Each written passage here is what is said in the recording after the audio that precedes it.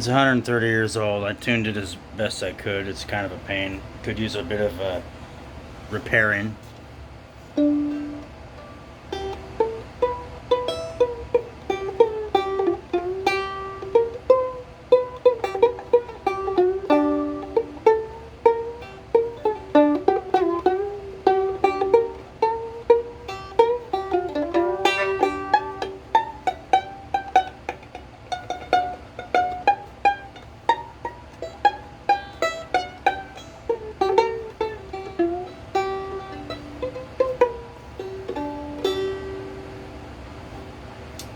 Still learning how to play it.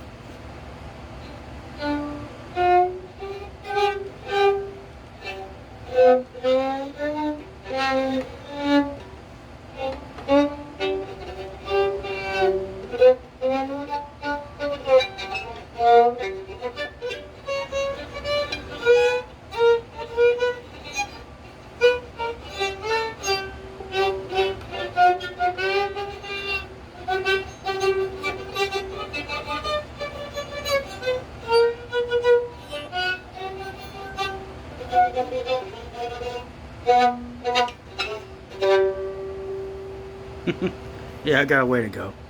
I know.